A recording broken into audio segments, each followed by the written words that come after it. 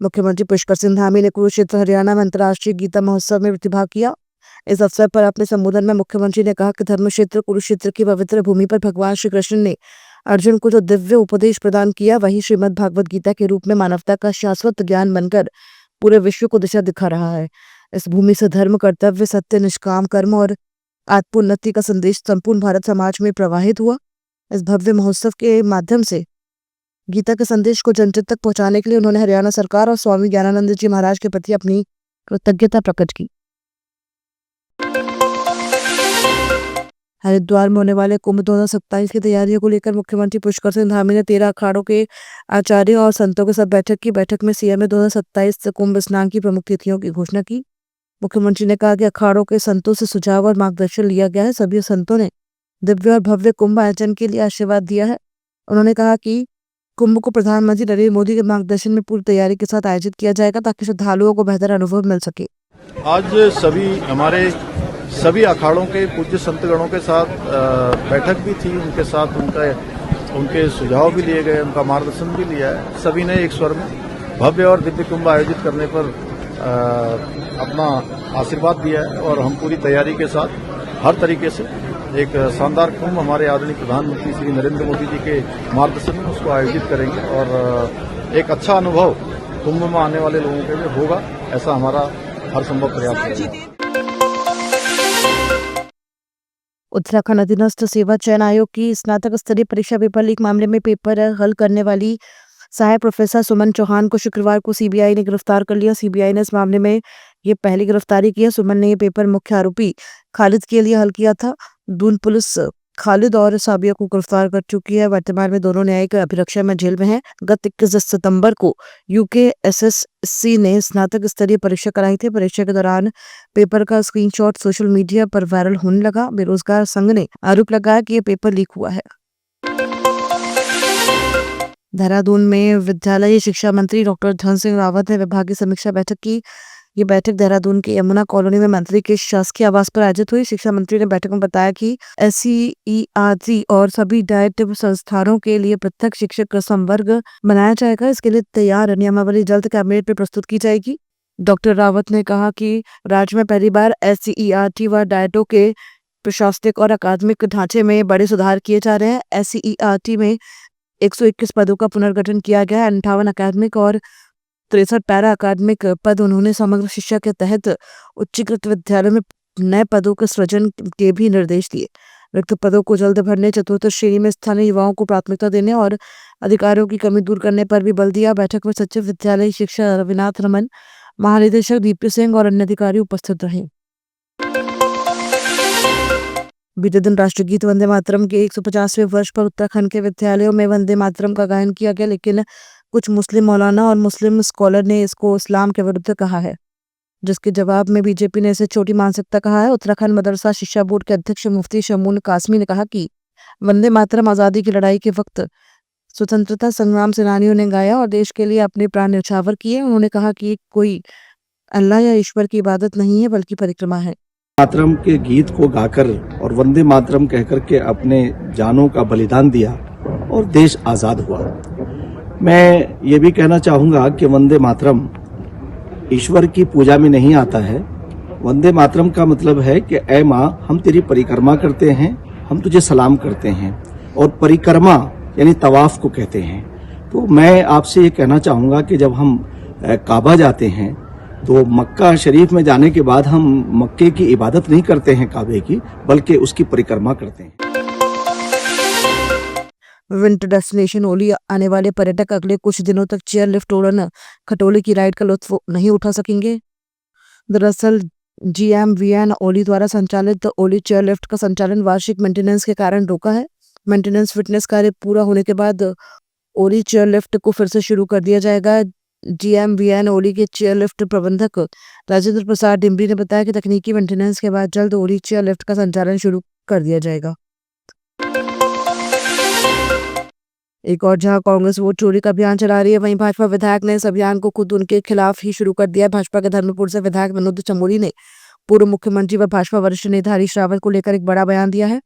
उन्होंने एक दस्तावेज दिखाते हुए कहा कि इसमें हरीश रावत धर्मपुर के माजरा से वोटर दिखाया गया है, जबकि उनका धर्मपुर क्षेत्र में ना ही कोई मकान है और ना ही वो वहां किराए पर रहते हैं। तो ऐसे में साफ जाहिर है कि वो खुद एक फर्जी वोटर है और एसआईआर की जो प्रक्रिया की जा रही है वो ऐसे ही फर्जी वोटरों को हटाने की जा रही है। कि माननीय हरीश रावत जी कहाँ रहते हैं ये सबको मालूम है। वो सैनसाई में भी रहते हैं, वो हरिद्वार में भी रहते हैं, वो दिल्ली में भी रहते हैं, नोएडा में भी रहते हैं, लेकिन वोटर कहाँ बने हुए हैं? धर्मपुर विधानसभा में। ये मेरे पास है, ये उनका बूथ नंबर है, ये आपका 74 नंबर है, 717 उनका, ये माजरा में ये उनका नंबर है। मुझे ये बता दे, कोई भी बता दे मुझे उत्तराखंड के अंदर कि बाकी जगह तो किराए पे रहते होंगे तो किराएदार भी वोटर बन सकता है, लेकिन धर्मपुर माजरा में वो कब किराए पर रहे मुझे कोई एक दिन भी बता दे। किराए की बात कर रहा हूं मैं। तो क्या ये वोटर चोरी नहीं है क्या?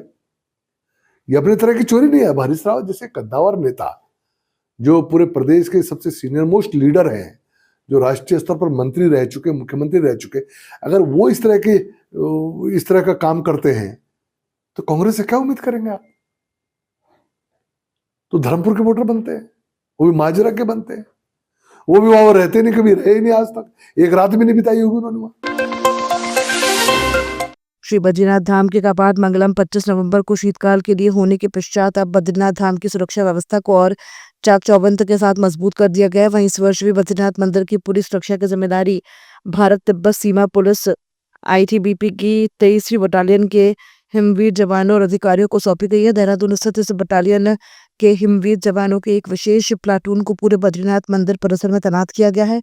बद्रीनाथ केदारनाथ मंदिर समिति के उपाध्यक्ष ऋषि प्रसाद सती ने जानकारी देते हुए बताया कि पूर्व वर्ष में मंदिर की सुरक्षा का जिम्मा पीएससी के पास था। अब आईटीबीपी की 23वीं वाहिनी बद्रीनाथ धाम की सुरक्षा की जिम्मेदारी का निर्वहन बखूबी कर रही है। भगवान की 6 महीने की सुरक्षा व्यवस्था पीएससी के पास थी और वर्तमान समय में आईटीबीपी 23 बटालियन के सुपुर्द कर दी गई है। मैं भगवान बद्री विशाल से यही प्रार्थना करूंगा जो हमारे सुरक्षा के में जो आईटीबीपी के जवान रहें, भगवान उनकी रक्षा करे और भगवान उनको दीर्घायु मनोकामना पूर्ण करे। मैं भगवान से उनके लिए भी प्रार्थना करता हूं और इस प्रकार से इस बार की सुरक्षा में आईटीबीपी को तय किया है, नियत किया गया है। उत्तराखंड में भालू और तेंदुए के बढ़ते आतंक को देखते हुए वन विभाग अलर्ट मोड पर है। मुख्य वन संरक्षक आर.के. मिश्र ने बताया कि विभाग ग्रामीण और शहरी दोनों क्षेत्रों में जागरूकता अभियान चला रहा है, जिसमें लोगों को स्वच्छता और सुरक्षा के महत्व के प्रति समझाया जा रहा है। उनका कहना है कि घरों या गांवों के आसपास सड़ा गला कचरा या भोजन का अवशेष मौजूद रहने से उनकी गंध दूर तक जाती है और इससे जंगली जानवर बस्तियों के करीब खींचे चले आते हैं। यदि जैविक कचरे का सही निस्तारण किया जाए तो ऐसे मामलों में काफी कमी आ सकती है। मिश्र ने कहा कि खेतों या जंगल की ओर जाते समय लोगों को सतर्क रहना चाहिए, क्योंकि कई घटनाएं अचानक आमने सामने होने पर होती हैं। भालू स्वभाव से हमला नहीं करता बल्कि आत्मरक्षा में प्रतिक्रिया देता है। ग्रामीण एवं शहरी दोनों इलाकों में हमारे उत्तराखंड के निवासी है उनके लिए हमने बताया है। सबसे बड़ी बात जो होता है स्वच्छता, क्योंकि इस टाइम पे